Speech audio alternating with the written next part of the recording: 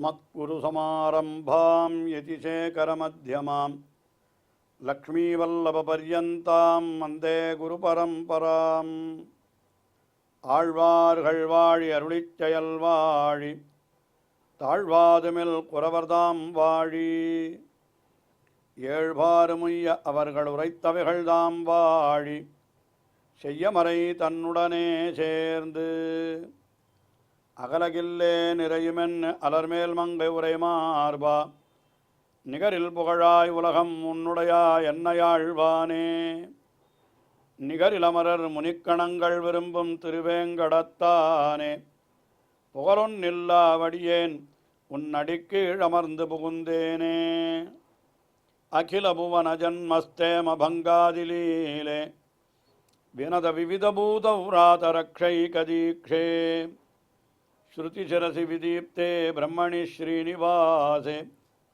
பவது மம பரஸ்மின் ஷேமுஷி பக்திரூபா श्रीमान् वेंकटनाथार्य कवितार्किककेसरी वेदान्ताचार्यवर्यो मे सन्निधत्तां सदा हृदि வேதாந்த தேசிகன் திருவஹீந்திரபுரத்திலே எழுந்தருளிருக்கின்ற எம்பெருமானை குறித்து 2 ஸ்தோத்திரங்களை அருளி செய்துள்ளார். அதிலே ஒன்றான தேவநாயக பஞ்சாசத் என்கிற ஸ்தோத்திரத்தை நாம் முன்பே அனுபவித்தோம். மற்றொரு ஸ்தோத்திரம் அச்சுத சதகம் என்பது. இதை அவர் பிராகிருத பாஷையிலே அருளி செய்திருக்கிறார். சாதாரணமாக பிராகிருத பாஷையிலே ஸ்தோத்திரங்கள் அருளி செய்வது என்பது மிக மிக கடினமானது. அதற்கு அந்த பாஷையிலேயும் நல்ல புலமை வேண்டும். அப்படிப்பட்ட புலமை வேதாந்த தேசிகனுக்கு அமைந்திருந்தபடியினாலே பிராகிருத பாஷையிலே இந்த ஸ்தோத்திரத்தை அருளி செய்திருக்கிறார். இந்த திவிதேசத்து எம்பெருமானை தவிர, இந்த ஒரு ஸ்தோத்திரத்தை தவிர வேறு எந்த ஸ்தோத்திரமும் அந்த பிராகிருத பாஷையிலே அமையவில்லை.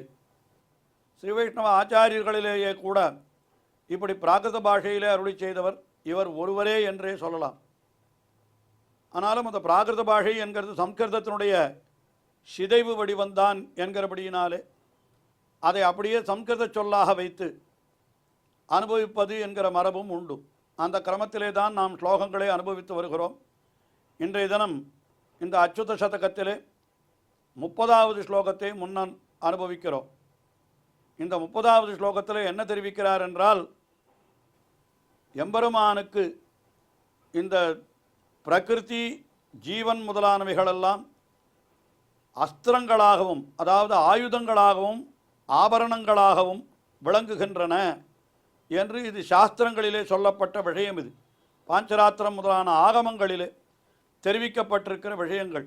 அதாவது இந்த மூல பிரகிருதி, அதாவது அச்சேதனம், அடுத்தபடியாக ஜீவாத்மா சேத்தனம், இவைகளெல்லாம் எம்பெருமானுக்கு எப்படி அமைந்திருக்கின்றன என்றால்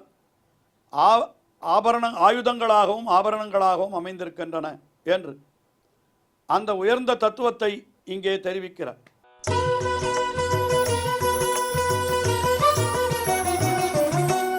திரிகுணம் தஸ்ய விகாராः அச்சுத புருஷ இத்யாகமகண்யமானாः அர்த்தாஸ்தவ கலு சமஸ்தாः பரஸ்மின் ரூபே பூஷணாஸ்திரஸ்வரூபாः.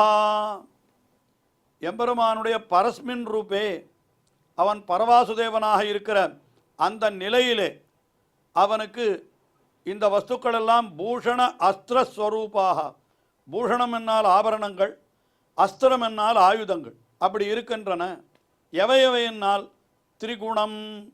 முதல்ல ஆரம்பிக்கிறார் திரிகுணம் தஸ்ய திரிகுணம் என்னால் என்ன? சத்வம் ரஜஸ் தமஸ் என்று 3 குணங்கள், 3 விதமான குணங்கள். சாத்விகம் ராஜசம் தாமசம் என்றும் சொல்லுவார்கள். இந்த குணங்கள் 3 வகை. சாத்விகம் என்னால் நற்குணங்கள், நல்ல சாந்தம், நல்ல மகிழ்ச்சி, இதெல்லாம் சாத்விகமான குணங்கள். ராஜசம் என்னால் என்ன? கோபம், இதெல்லாம் ராஜச குணம். தாமசம் என்னால் என்ன? தூக்கம், சோம்பல், வெறி, இதெல்லாம் தாமச குணங்கள் என்று சொல்லுவார்கள். ஆக இந்த பிரகிருதி இருக்கிறதே, அது எப்படி இருக்கிறது? இந்த 3 குணங்களை உடையதாக இருக்கிறது. ஆயினால் திரிகுணம் என்று சொன்னார். திரிகுணம் அதாவது சத்துவம் ரஜஸ் தமஸ் ஆகிய முக்குணங்களை உடைய பிரகிருதி என்று முதல்ல அத்தை சொன்னார். அதற்கு மேலே அடுத்தபடி தஸ்ய விகாராக, அந்த மூல பிரகிருதி என்கிறது இருக்கிறதே அதுதான் 24 தத்துவங்களாக பிரிகின்றன. அதை ஆழ்வார் ஒரு பாசுரத்திலே காட்டினார். பொங்கைம்புலனும் பொறியைந்தும் கருமேந்திரியம் ஐம்பூதம் இங்கி உயிரை பிரகிருதி மான் அகங்கார மனங்களே.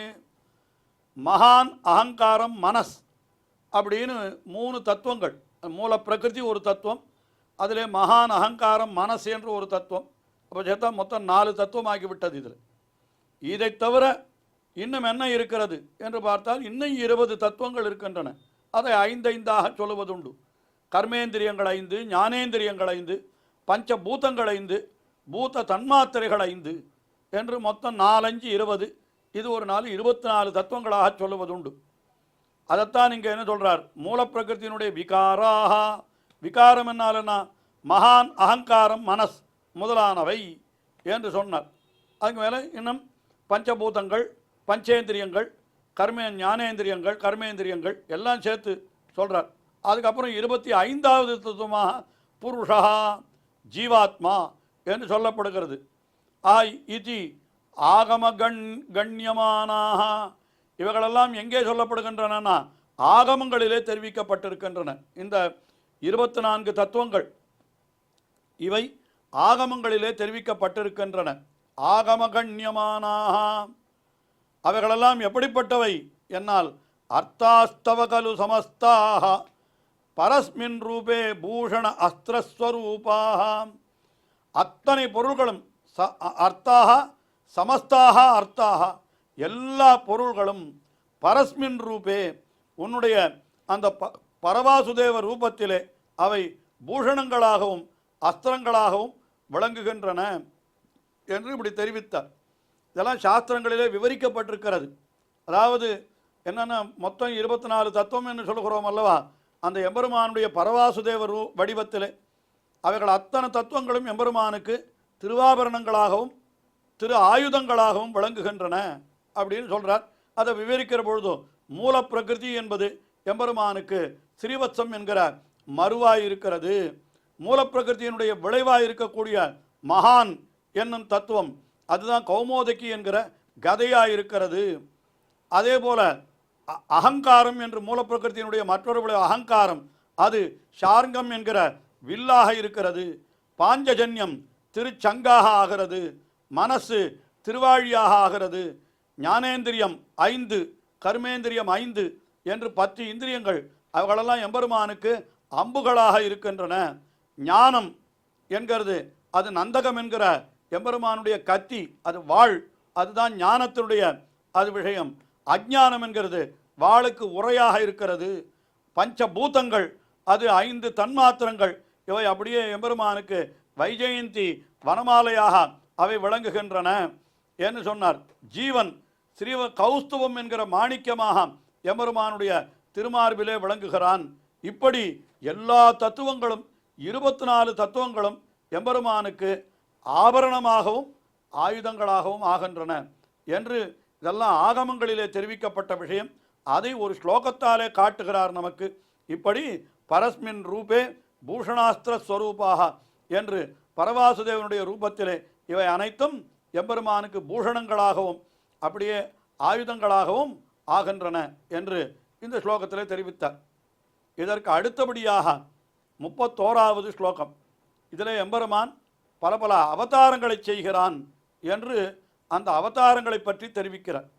இந்த அவதாரங்களை செய்வதற்கு என்ன காரணம் என்று கேட்டால் அது பகவத்கீதையிலே கண்ணன் தானே தெரிவித்திருக்கிறான்.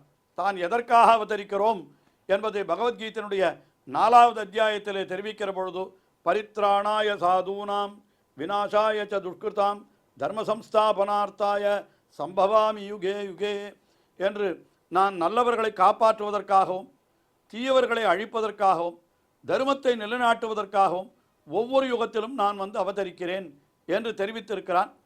அதை அப்படியே உட்கொண்டு இங்கே அதை ஸ்லோகமாக ஆக்கி நமக்கு அருளி செய்கிறார் வேதாந்த தேசிகன்.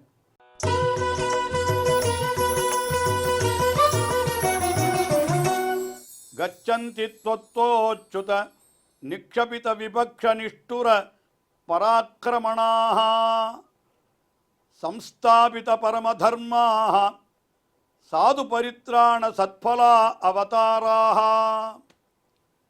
எம்பெருமானுடைய அவதாரங்கள் அவை எப்படிப்பட்டவை என்னால் அது அந்த ஸ்லோகத்தில் சொல்லப்பட்ட அதே விஷயம்தான். அதாவது சாது பரித்ராணம், துஷ்கிருத் விநாசனம், தர்ம சம்ஸ்தாபனம் என்கிறது அதே விஷயம்தான்.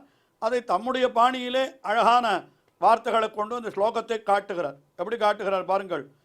நிக்ஷபித விபக்ஷ நிஷ்டுர பராக்கிரமணாக. எம்பெருமானுடைய அவதாரங்கள் எப்படிப்பட்டவை என்னால் அழிக்கப்பட்ட எதிரிகளின் கொடிய வீரியத்தை உடையவை.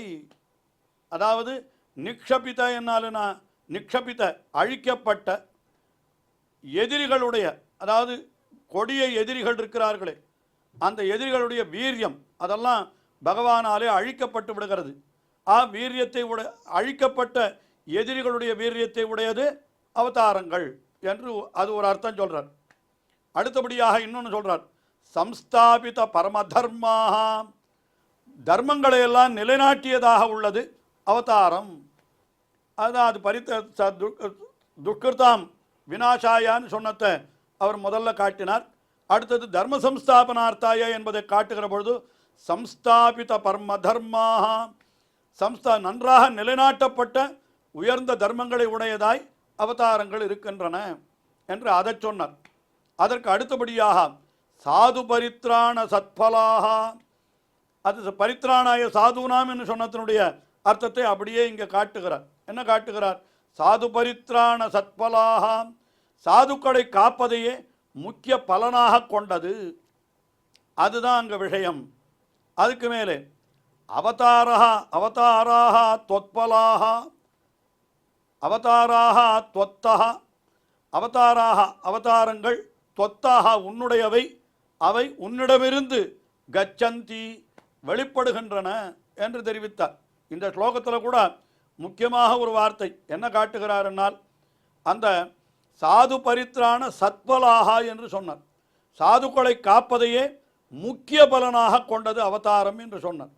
அதனால் என்ன தெரிகிறதுன்னா இங்கே மற்ற இரண்டு பலன்கள் சொல்லியிருந்தாலும், அதாவது விரோதிகளை அழித்தல், அதே போல தர்மத்தை நிலைநாட்டுதல் என்று மற்றும் இரண்டு சொல்லி இருந்தாலும் கூட அவர்களெல்லாம் விட ரொம்ப முக்கியமானது எது, மிகவும் முக்கியமானது எது என்றால் சாதுக்களை ரட்சித்தல். சாதுக்களை ரட்சிப்பதற்காகத்தான் அவதாரம். நல்லோர்களை காத்தல், அதற்காகத்தான் அவதாரம். நல்லோர்களை காத்தல் என்னால் என்ன? என்னால் நல்லோர்கள் காப்பாற்றுவது என்ன? அவர்களுக்கு வேண்டிய பணத்தை கொடுப்பது, அவர்கள் நல்ல சௌக்கியமான வாழ்வை கொடுப்பது, அது மட்டும் இல்லை.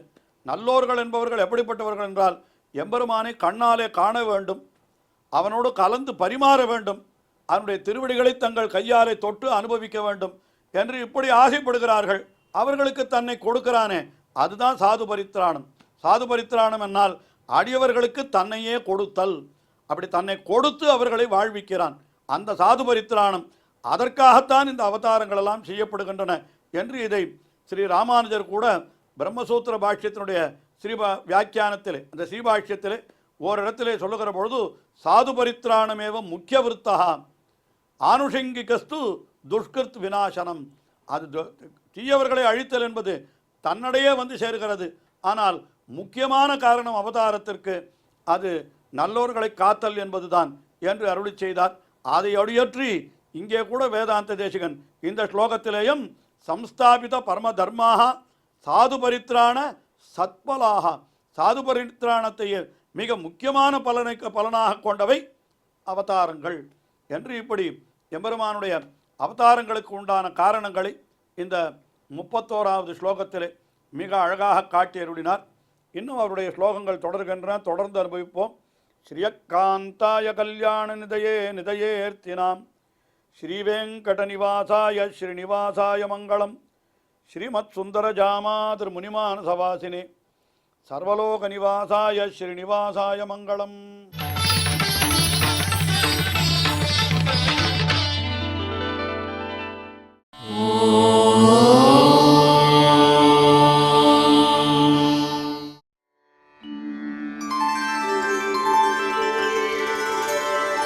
वीणा वेङ्कटेश ननाथो ननाथः सदा वेङ्कटेशं स्मरामि स्मरामि। हरे वेङ्कटेश प्रसीद प्रसीद। प्रियं वेङ्कटेश प्रयच्छ प्रयच्छ।